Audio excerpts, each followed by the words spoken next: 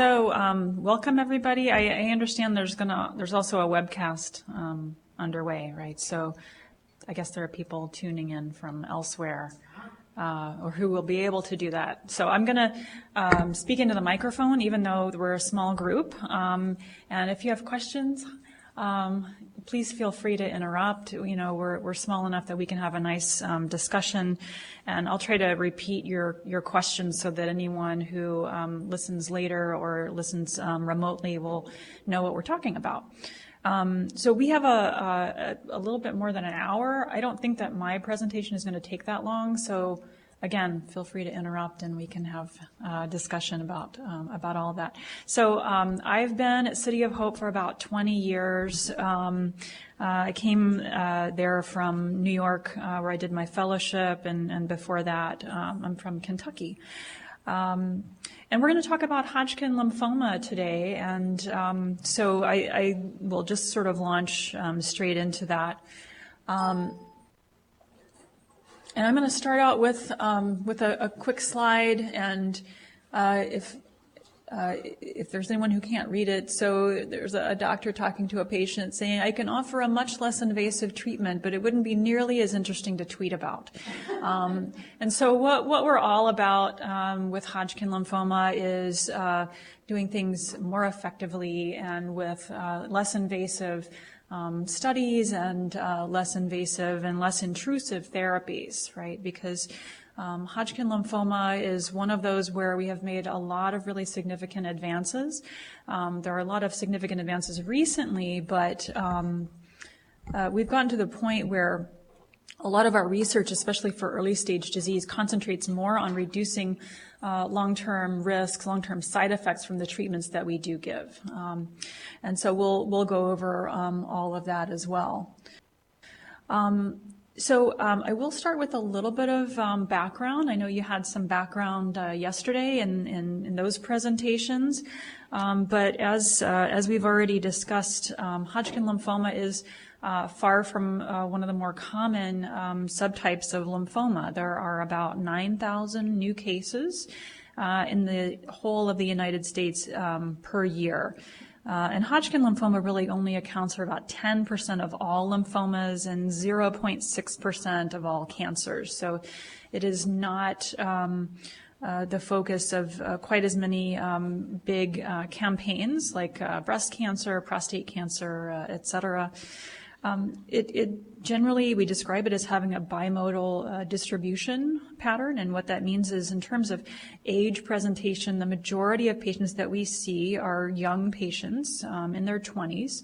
So the really classic patient who comes into us is someone who is a senior in high school or in the middle of their college career, and they feel some enlarged lymph nodes in their neck or under their arm, or they might develop some coughing, and all of a sudden they've got a malignancy to deal with. It tends to disrupt the lives of young people in a significant way, right? So they tend to be just embarking on their own, and so it's a difficult time to be diagnosed. But the other end of that is that there's also a significant peak of patients in their 60s. So 65 is the second peak of lymphoma that we see. And those patients with classical Hodgkin lymphoma tend to have disease that behaves a little bit differently. For younger people, we think of it as a very treatable, very curable disease.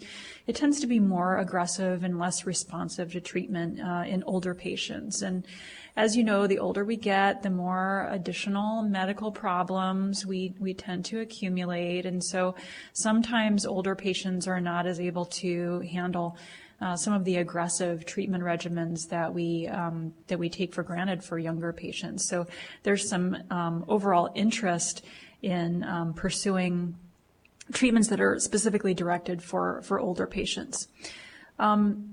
It's hard to know what causes Hodgkin lymphoma in most patients, but we know that there are some things that tend to predispose people to Hodgkin lymphoma. So HIV infection does tend to predispose.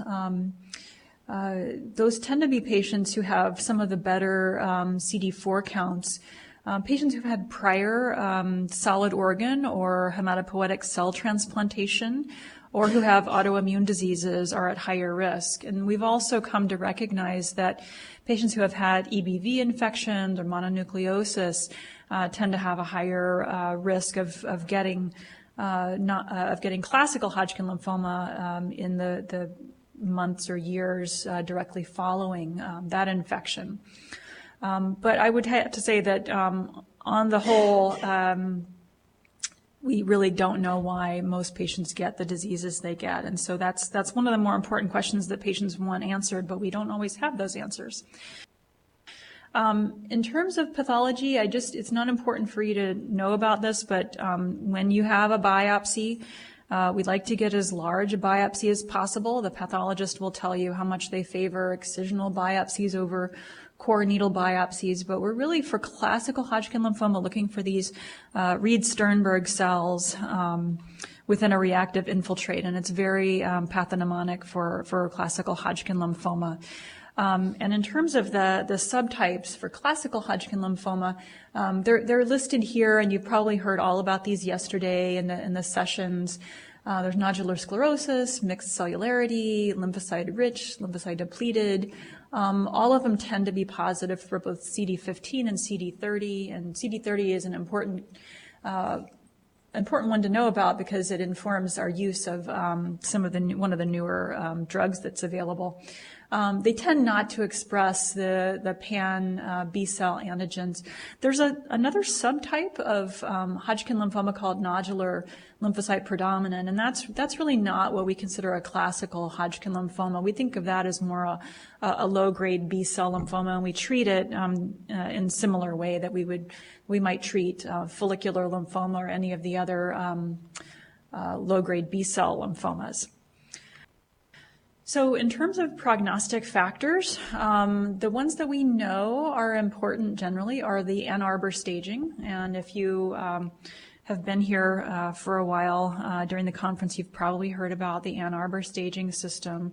So it really has to do with the distribution of disease and how many different lymph node areas are involved. So with the Ann Arbor staging system, stage 1 would be one group of lymph nodes. Stage 2 would be two groups of lymph nodes, but both would be on the same side of the diaphragm. So neck and supraclavicular or neck and chest, but you wouldn't go above and below, to have both chest and abdominal disease.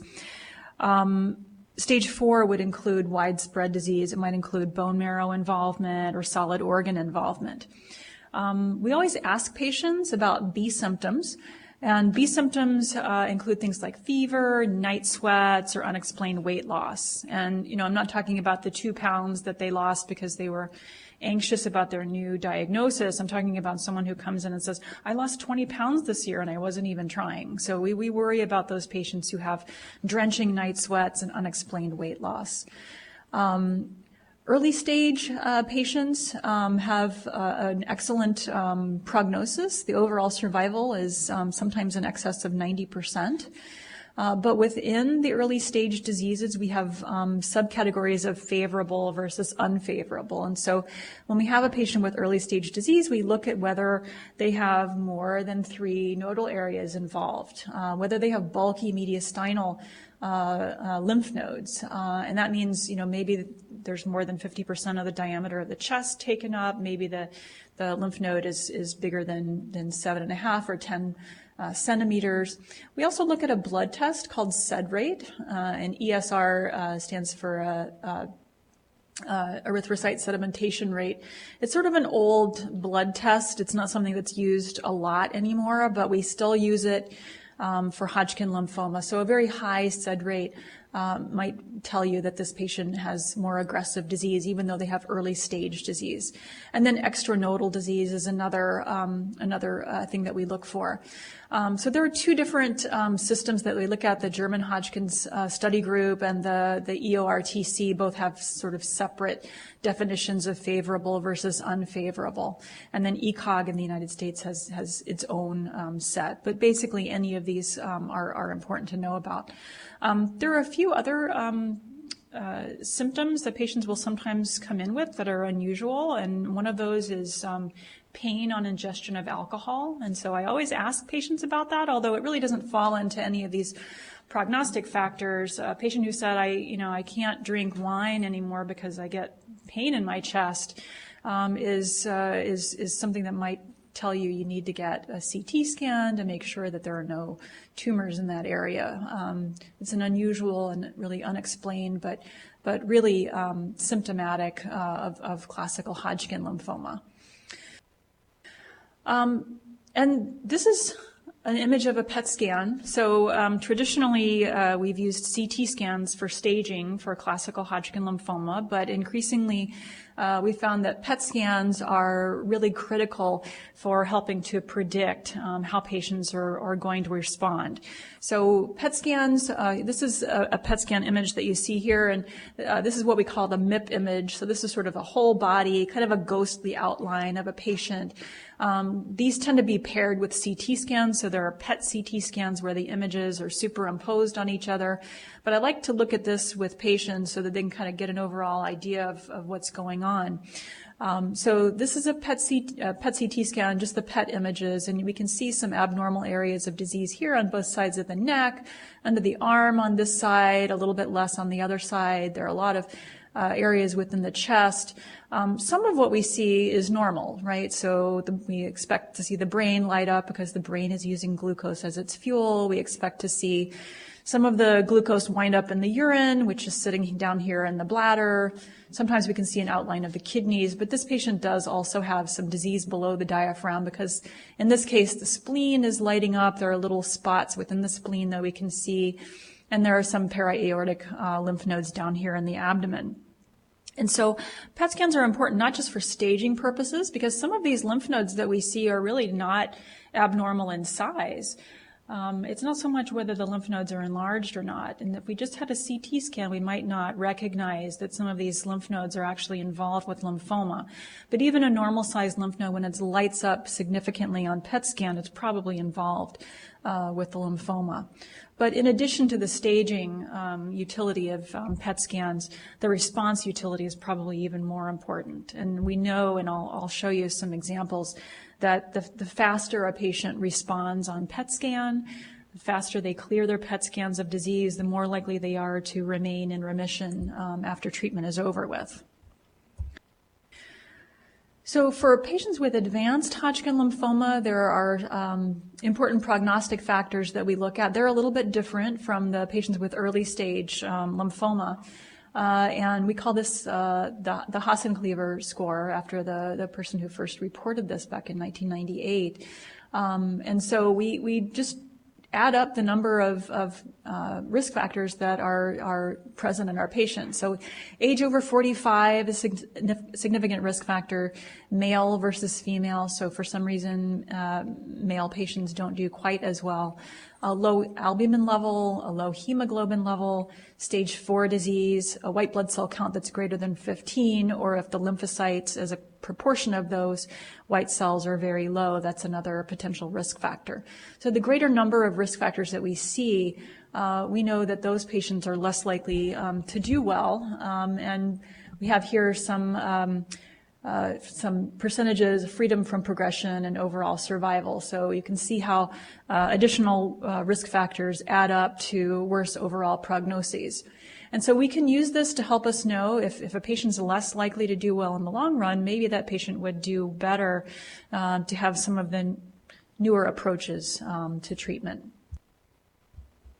And this is just a slide showing us how the effect of the PET scan as an interim analysis informs us. So this is a look at patients with different risk factors according to that Hassan-Cleaver score that I showed you earlier.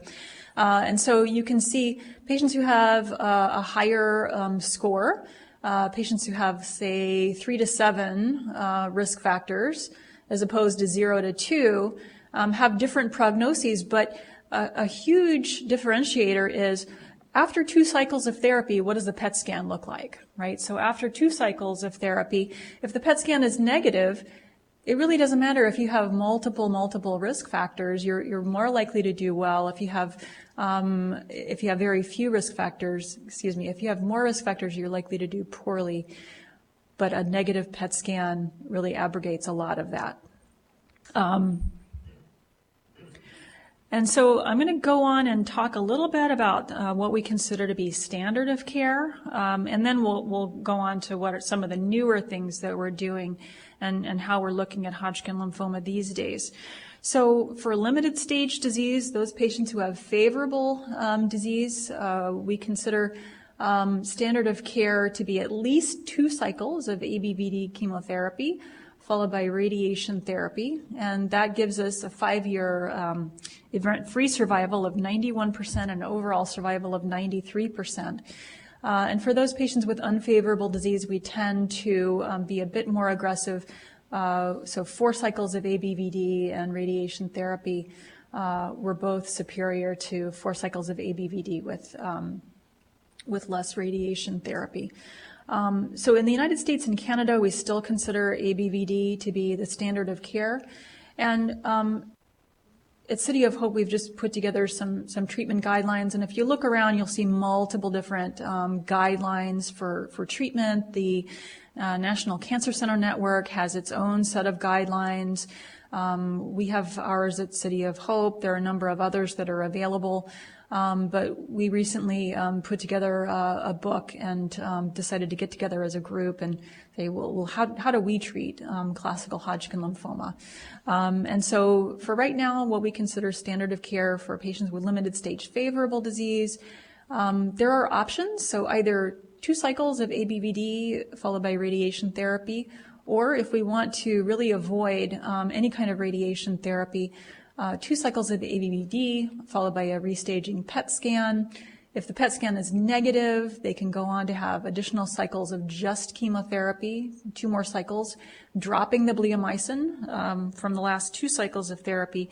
Or if they have a positive PET scan after 2 cycles of ABVD, we tend to be more aggressive, give 4 more cycles of ABVD with radiation therapy.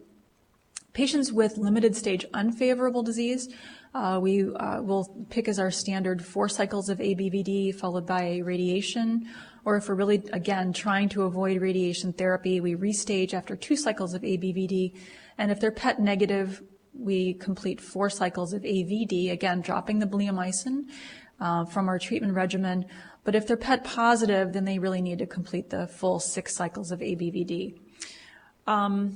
Patients with advanced stage disease, again, ABVD is considered standard of care. But there's a new treatment option that's available, and that is the substitution of a newer drug called brentuximab vedotin. It's also known as Adcetris.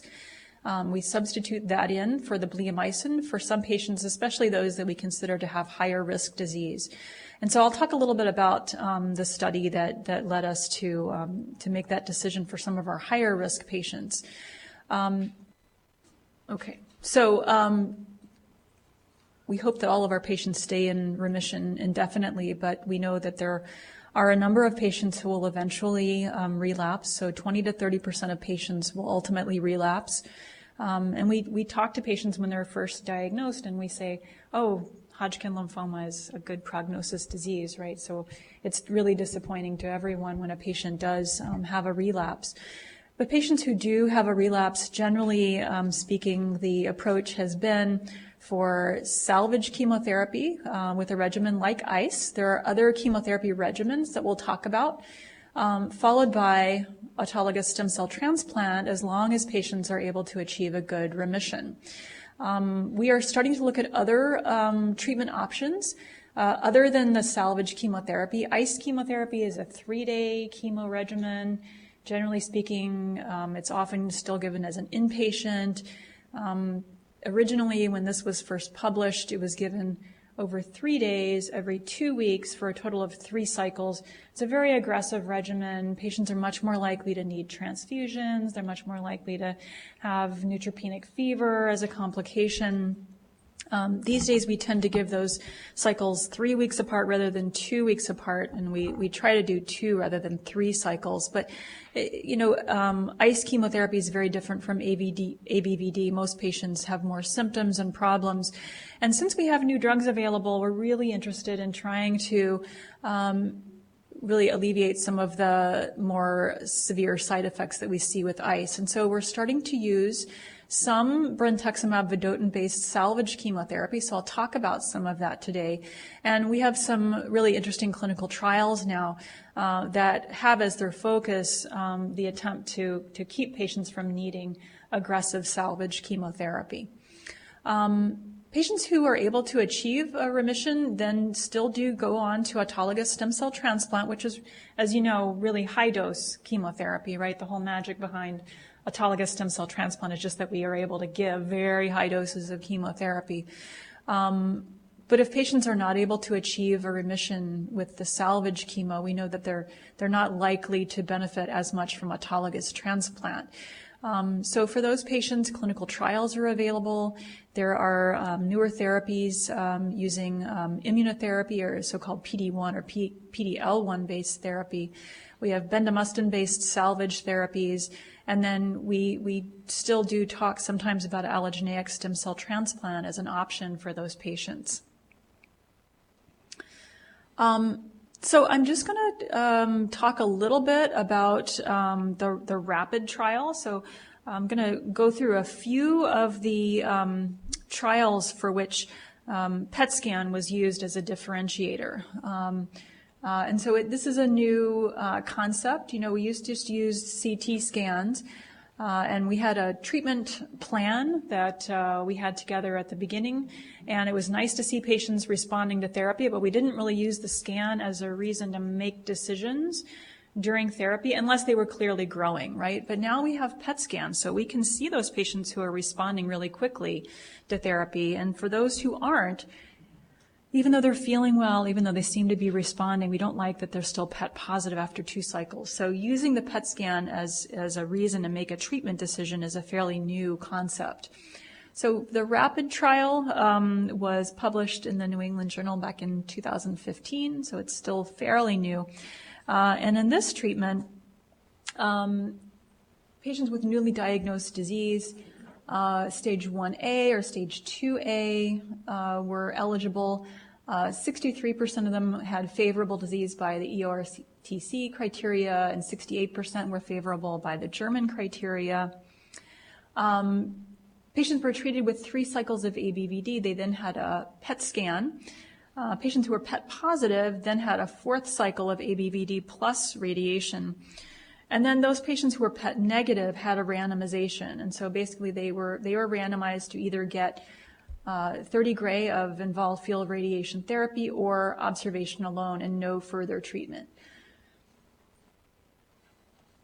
So some of the endpoints that we were looking at for this trial were progression-free survival. And so we can see 3 years after the completion of enrollment, the 3-year progression-free survival was a bit better in those patients who had radiation therapy than those who didn't have radiation therapy. But when we look at the overall survival, very little difference. So even though we didn't demonstrate that not having radiation didn't improve the survival, we still saw that patients were able to leave off radiation and still have an excellent overall prognosis. So this helps us sort of look at the idea behind whether an outcome is clinically significant or statistically significant. So we talked about that a little bit yesterday in our clinical trials discussion with Dr. Chezin. And you can see, so this is a clinical trial using patients who overall had an excellent prognosis already. So when you've got 2 lines that are so close to the top here, 100% is all patients are surviving. These are so close, and they're so close to the top that if you want to have a clinical trial that really shows there's a difference between 2 treatments, to make it statistically significant, you have to have a huge number of patients, right? Because so many patients are destined to do well anyway. So that's why clinical trials for classical Hodgkin lymphoma are so difficult to put together, right? You really need so many patients that a single institution can never put together a trial that really makes a lot of sense in this patient population. So that's why we have these cooperative groups, and we have to cooperate and collaborate. This is another example. These are results of the U.S. intergroup trial of response-adapted therapy based on PET scan, again, for early stage disease, for non-bulky disease. And we were happy to have participated in this trial. So this is a group of patients who came in with early stage disease. They were registered. They all went through 2 cycles of ABVD chemotherapy. After cycle 2, they had a PET CT scan. And based on the results of the PET CT scan, a treatment decision was made. So those who were PET negative had 2 more cycles of ABVD. Those who were PET positive went on to a much more aggressive chemotherapy regimen called escalated FACP. Escalated FACP is a German regimen that was published a number of years ago. It is very effective for patients with Hodgkin lymphoma. It is also much more toxic than ABVD chemotherapy. It's much more difficult to tolerate. More infections, more need for transfusions, higher rate of infertility, and a higher rate of secondary malignancies. So we avoid things like this when we can, but we know that patients with PET positive disease after 2 cycles are more likely to relapse. So it makes sense maybe to escalate treatment in this group of patients. And then patients were followed up. So when we look at the outcomes, again, we can see that patients who were PET negative did very well, even though they had an abbreviated course of therapy. Patients who were PET positive afterwards who went on to receive escalated dose FACP did not fare quite so well. But this was really a look at if these patients have a PET negative outcome, can we abbreviate treatment safely in these patients? And the answer to that was yes. So it seems to make sense to use PET scan as a differentiator for these patients. And so for the future, for patients who have early stage Hodgkin lymphoma, there are some new trials that are in the works and some that are already underway. And so here's a concept that is being put into use. And so this is a early stage favorable and unfavorable patients will go on to get 2 cycles of ABVD chemotherapy. Those are negative on their second PET scan, will either not have any more standard chemotherapy, but they'll have new agents introduced.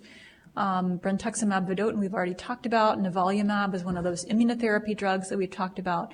So patients may be able to get away with just 2 cycles of ABVD and then get some of the newer agents, or go ahead and finish their ABVD chemotherapy plus some nivolumab times 6 cycles. Those patients who are PET positive after ABVD would also incorporate some newer treatment into their therapy. They would get some brentuximab vedotin with AVD times 4, followed by nivolumab maintenance for about 3 months. So we'll see that we don't have results yet on these groups of patients. It takes a while to enroll and complete enrollment on a clinical trial, but we are looking forward to getting those results in the future. So just a few words about advanced Hodgkin lymphoma. We still in the United States use ABVD mostly for treatment of advanced Hodgkin lymphoma, although we're starting to incorporate brentuximab vedotin more upfront. But this is a look at some of the other treatment regimens that are available or have been available in the past. ABVD has been compared to another chemotherapy called MOP-ABV, which is an older regimen that's not used very much anymore. There are more treatment-related deaths, toxicities, and secondary malignancies in MOP-ABV. So we're happy to say that that is really a thing of the past. Stanford 5 chemotherapy regimen was something that came out a number of years ago, and we were using it when I first started treating patients. It's a regimen from Stanford. It was a good regimen at the time, although I think even Stanford is rarely using this anymore. But it was basically an attempt to telescope all 6 cycles of ABVD into a 12-week chemotherapy program. And so patients would come in and they would get chemotherapy every single week. They'd have their A week and their B week. One was more toxic than the other. Then they would get radiation to sites of bulky disease as well as the spleen. A number of additional chemotherapy drugs were incorporated beyond ABVD. However, the North American intergroup trial demonstrated ultimately no difference in failure-free survival or overall survival. So again, when we have clinical trials, big intergroup clinical trials, it's important to pay attention to the results of these. And even negative trials where we don't see differences are really important, right? Because we've avoided giving much more toxic regimen to a huge group of patients. The trial of FACP versus escalated dose FACP was conducted mainly in Europe, and it was a look at ABVD versus FACP or escalated dose. They started out with 4 cycles of escalated and 2 cycles of regular dose. The overall survival was the same. Progression-free survival was a little bit better with FACP, but again, much more toxicity. So we're really aiming, since these are younger patients, they're going to live longer with whatever side effects or long-term effects we give them.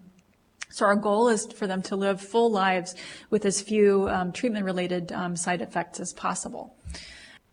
We are using PET-adapted therapy in patients with advanced Hodgkin lymphoma. And these are just a few of the studies that have been published recently. There was an Italian and Danish study by Gallimini and colleagues, which looked at 260 patients with newly diagnosed advanced Hodgkin lymphoma. They had 6 cycles of ABVD and PET after 2 cycles. Again, patients who had PET positive after 2 cycles did much better than patients who patients who had PET negative did much better than patients who were PET positive. So I'm just going to skip ahead a little bit so we can keep going. This is the result of phase 2 U.S. intergroup trial, again, for response-adapted therapy of advanced stage Hodgkin lymphoma. This was a publication of some of the previously published results. So I'm just going to scoot through this pretty quickly because we already went through some of this. Arm 1, continued ABVD. Arm 2, that was PET positive, went on to escalated dose FACP.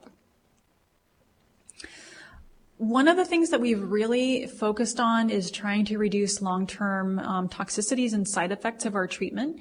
ABVD is an old regimen. It's been around for decades. We were using it when I first started treating lymphoma 20 years ago, and we're still using a lot of it. ABVD is a 4-drug regimen, as you all know. The least favorite drug for all of us was bleomycin and always has been. Because of the potential for lung toxicity. And this is a CT scan of a patient who developed some bleomycin lung toxicity. So this is a patient who presented with symptoms of shortness of breath, cough, and elevated LDH, and some pulmonary function studies were repeated that showed a restrictive defect. And you can see clearly the difference in PET scan between these two.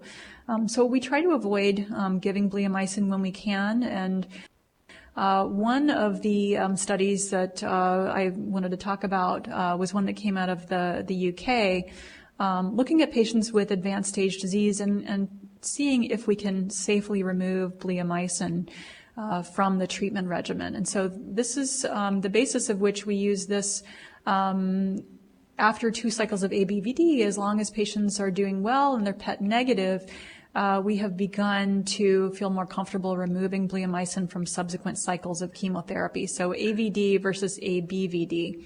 And this was a large study, 937 patients throughout Europe, Australia, New Zealand. It had advanced stage patients, also included stage 2A with bulky disease patients. And overall, patients did very well. There was very little difference between ABVD and AVD outcomes at 3 years for the 2 groups of patients. So whenever we can, we try to remove bleomycin from treatment. This is a look at whether or not we can substitute a newer drug called brentuximab vedotin or Adcetris as frontline therapy. So as we advance, we get new drugs. As long as the new drugs work well, they're generally introduced into patients with more advanced disease, patients who have relapsed, who more desperately need new therapies. If those patients show an excellent response and do well, then we try to move those drugs earlier in the treatment of patients, right? Maybe if a drug works really well, we should use it up front rather than waiting to use it until a patient has already relapsed a time or two. So this is a look at incorporating brentuximab earlier on in the treatment of patients. And brentuximab was a huge breakthrough when it first came out. It's still relatively new. I mean, in comparison with ABVD, it's much newer. I've been treating non-Hodgkin lymphoma for a long time, and we have monoclonal antibody therapies that we've used. We have some drug antibody conjugates, but really until brentuximab came along, we didn't have any significant targeted therapies for classical Hodgkin lymphoma. And so brentuximab vedotin is a drug antibody conjugate. There's the antibody. The antibody is manufactured. It's specific for anti-CD30. But attached to the antibody is a little payload of chemotherapy, right? And so there's this little stealth payload of chemotherapy that's attached to it. So this drug is given by IV. It circulates around in the bloodstream. It lands on cells that are CD30 positive, like Hodgkin lymphoma cells. It's taken into the cell by the cell mechanism. And once it's inside there, the chemotherapy is released. And now when the cell tries to divide itself, it's arrested. It can't go through the full replication cycle, and that leads to cell death. And so this is a look at the Echelon-1 trial. This was an open-label, global, randomized phase 3 study comparing traditional ABVD to the substitution of brentuximab for the bleomycin. This was a big study, 218 study sites in 21 countries worldwide. It's very difficult to monitor a study that is so widespread over so many different centers, but that's where we are now in the treatment of Hodgkin lymphoma, and that's what we have to do if we're going to continue to improve outcomes. So this is a look, patients underwent screening with PET-CT scan, and they went through a 1-to-1 randomization. Patients received either ABVD times 6 cycles or the AAVD times 6 cycles. And then at the end of treatment, they had another scan and then follow-up every 3 months for 3 years and then every 6 months until the study closure. And so at the end of cycle 2, PET scan was performed. The vast majority of patients were able to continue on therapy, although if they were clearly having progression of disease, they were able to switch treatment to anything that the treating physician chose. You can see the inclusion criteria here. And if we look, the modified progression-free survival by independent review, we can see the patients who had AAVD on the top here versus ABVD. So at 2 years, the progression-free survival, 82.1% versus 77.2% for patients who got the traditional ABVD. And this is just a look, you know, when you have this many patients that you've treated, you try and break things down as best you can. And so there was a complex set of evaluations looking at, well, how about the patients who are over 60? How about the patients who are younger than 60? How about if we use 45 as the cutoff? How about if we looked at where they were treated? In almost every situation that was evaluated, the AAVD had a superior outcome. And so this is becoming the new standard of care, especially for patients who have more aggressive disease or more risk factors. The brentuximab vedotin does have its own set of treatment-related side effects. So peripheral neuropathy is significant, and there were more patients who had peripheral neuropathy who received the new combination than those patients who had ABVD. It's important to note that about 2/3 of patients who had peripheral neuropathy did have resolution or improvement by at least 1 grade at their last follow-up. But more patients did have to discontinue some therapy when they were on that combination. Interstitial lung disease, on the other hand, was significantly lower in patients who had the new drug combination, and that was really the point of making that change. So for patients who have relapse of disease, we have to have a different sort of discussion, and so we never like to see this scenario. And this is a patient who had a PET scan at baseline with a lot of disease. They were able to achieve a complete remission with standard therapy. But later, at some point later, they develop recurrence of their disease. And you can see new disease developing in the middle of the chest and the supraclavicular areas on this particular patient. So what do we do for patients who have relapse of their disease? Well, this will add up eventually to 20 to 30% of patients with Hodgkin lymphoma will have relapsed or refractory disease. And we have standard combination chemotherapy, followed by autologous stem cell transplant. We can cure about half of patients who have a relapse of their disease. We'd like for that number to be higher, and that's where the ongoing research is headed. We know that getting a complete response with your PET scan prior to autologous transplant heavily predicts for outcome. So patients who are able to get another complete remission with their salvage therapy have a progression-free survival of 75% versus only 31% for patients who really can't get that second complete remission. There are a number of standard salvage regimens, including ICE, which is what we use most commonly at City of Hope and most other centers, really. Other regimens are listed here, and the percentage of complete remissions are listed next. Updated salvage therapy. So we want to do better, right? So ICE chemotherapy is listed here. So again, here's the idea of bringing newer drugs earlier into treatment. So for patients who have relapse of their original disease, maybe bringing brentuximab vedotin or other newer drugs will help these patients a little bit better. And so this is a look at that one group using brentuximab vedotin plus ICE chemotherapy as sequential therapy. This is using BV with augmented ICE chemotherapy as sequential. This is a look at using brentuximab with bendamustine, which is another newer drug, more of a standard chemotherapy drug. There have been attempts at using BV in combination with ESHAP at concurrent use, and then just using two of the newer drugs together, BV and Nivo. Post-autologous stem cell transplant, there is an option for using brentuximab vedotin as maintenance therapy, but for patients who relapse after autologous transplant, this drug was really approved on the basis of how well patients responded if they had already had an autologous stem cell transplant. So the overall response rate was 73%. Complete remission rate was 33%. A newer class of drugs that is available are the PD-1 inhibitors. And so these are the so-called immunotherapies. So nivolumab, overall response rate of 87%, even in patients who relapsed after autologous transplant.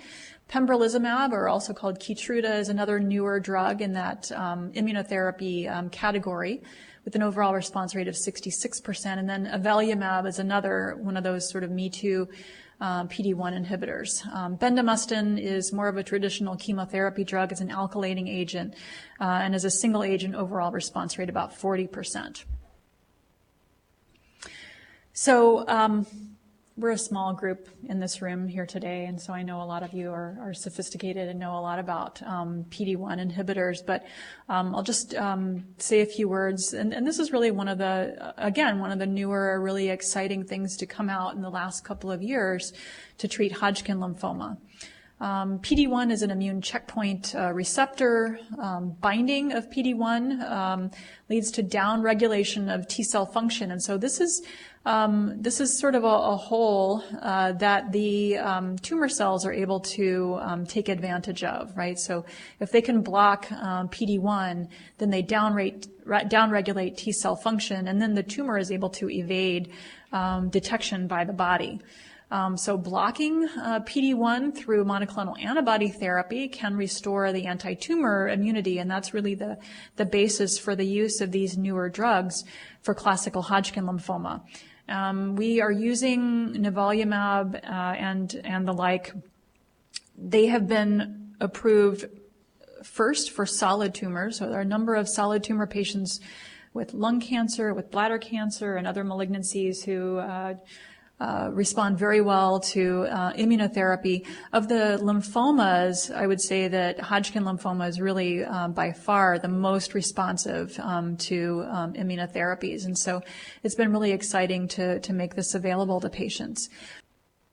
Overall response rate, at least in this one particular study by Dr. Yunus and colleagues, this was presented at the European Hematologic Association in 2016. Overall response rate in this really heavily pretreated group of patients was over 50%. Best overall response, about 7% of patients were able to achieve a complete remission. The investigators themselves had a different opinion. They thought that patients did a bit better and had up to a 22% overall response. And if you look really at patients who had no prior response to their most recent brentuximab treatment, they did very well. So up to a third of patients were having a good response. And this is just a look at progression-free survival in patients who were treated with nivolumab, showing, not surprisingly, that patients who had a complete remission did a lot better overall than patients who had a partial remission or stable disease. This is another look at pembrolizumab overall by cohort. Pembrolizumab is another one of those immunotherapy drugs with excellent response rates, excellent complete remission rates. And this is just a look at how patients individually were doing on this one particular trial.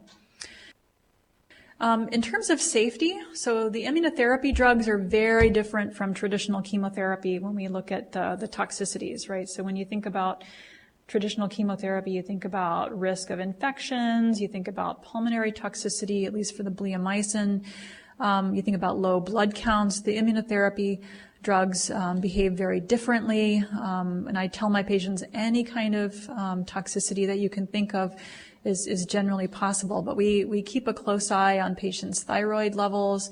We keep a close eye on any kind of pulmonary symptom, any pneumonitis, coughing or shortness of breath, and also with GI side effects, because patients can get inflammatory reactions. Allogeneic transplant is an avenue that we don't often pursue for Hodgkin lymphoma.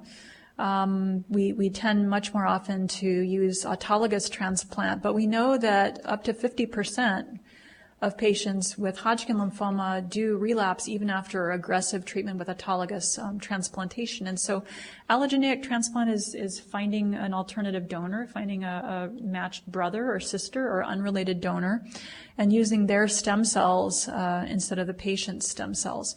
It's a big step to take for patients with Hodgkin lymphoma. Median overall survival has not been particularly long. Patients with allogeneic transplants are at risk for a huge variety of long-term treatment-related complications, including graft versus host disease. So the graft is the new set of cells, the patient is the host, and graft versus host disease is that recognition by the new cells that they're in a new person. And so normal tissues of the body can be affected by those cells. So up to 50% of patients will get acute graft versus host disease, and up to a third will get chronic graft versus host disease, which can be a major problem. Again, despite this very aggressive treatment, there's a relatively high relapse rate even after allogeneic transplantation. And so it's, again, not something that we undertake lightly for our patients. Right, so oh, sure. So the question is, where are we right now in terms of the use of immunotherapy, and would we go straight to allogeneic transplant after relapse from auto? So no, we don't use that as our first choice. We would far rather take a patient to other therapies than go to allogeneic transplant, right? And so we're a transplant center. We like doing transplants when we think they'll help our patients, but we think we have better treatment options for Hodgkin lymphoma patients. So I'm going to talk a little bit about what we're doing right now for patients. And maybe I'll just skip through a couple of these slides and talk about some of the clinical trials that are going on right now at City of Hope, and that'll address your question to a certain extent. So just a look at some of the things that we have as an alternative to allogeneic transplant for those patients who are in relapse. Right now we are looking at a monoclonal antibody targeting a different target, which is CD47 in subjects with refractory disease. CD47 is what's been called the "don't eat me" signal. by pathologists, right? And so it's another one of those ways that tumor cells tend to evade the normal immune system. They camouflage themselves. But if we can block CD47, we can remove their camouflage and make them more susceptible to clearance by the immune system. We recently completed accrual on a different conditioning regimen for autologous stem cell transplant using radioimmunotherapy, and Dr. Smith just completed the last patient just got treated on that trial, so we'll try to announce some of the results soon. There is currently, City of Hope is leading a multi-center phase 2 trial using brentuximab vedotin, which is our old favorite, but adding a new oral drug called ibrutinib. We're also combining brentuximab vedotin with a series of different drugs called MDR1 inhibitors for patients with relapsed and refractory Hodgkin lymphoma. We are looking at consolidating therapy. So those patients who do go through autologous stem cell transplant, we are consolidating with brentuximab vedotin plus nivolumab. But more to your point, more to your question that you just asked, bridging to autologous stem cell transplant, our goal is to improve the outcomes of transplant. So patients who have a relapse, rather than going straight to ICE chemotherapy as a salvage, we are treating those patients with single-agent nivolumab. They get 3 cycles of Nivo. They get another scan. As long as they're tolerating it and also having some response, they get 3 more cycles of nivolumab. A significant number of patients are having a complete response just with the nivolumab and not having to get the ICE chemotherapy. And so those patients who do well go straight on to stem cell collection and transplant. We avoid the ICE altogether when we can, but if they do still have a positive PET scan, then we do give the ICE chemotherapy, adding the nivolumab still to those patients, and then they go to autologous transplant. Well, this is prior to autologous transplant. Sorry, I'll just repeat it. So, and you brought up a very important observation that's been made, that the new immunotherapy drugs like nivolumab, when patients receive those shortly before an allogeneic transplant, those patients can have poor outcomes, right? And so what we see is that patients will get really significant graft versus host disease, far more severe than what we would otherwise expect. What I was referring to is using the nivolumab as a bridge to autologous transplant, right? So we're not seeing that problem in this patient population, but before auto, right? But before allogeneic transplant, it's a huge consideration. So to try and solve that problem, one of the things that we're looking at carefully is how long it's been since the last cycle of nivolumab before the allogeneic transplant, and also whether there are things that we can do when patients have their allo transplant. Can we improve the immunosuppression? Can we use things like post-transplant cyclophosphamide to try to reduce the risk of that? Because you've got your patient with relapsed refractory Hodgkin lymphoma. The last thing you want to do is to make their transplant more toxic. We are also looking at incorporating nivolumab with ABVD for patients who have a positive PET scan after 2 cycles of therapy. And these are just a couple of slides looking at interim results from a phase 1/2 study of brentuximab in combination with Nivo in patients who have relapsed or refractory Hodgkin lymphoma. And we can skip, I think, through some of this. I also have a few slides on the ibrutinib combination, but since we are getting a little bit closer to the end of our time, maybe I'll halt there, and just maybe we can open it up for questions and discussions. I think that's going to be more germane for everyone in the room.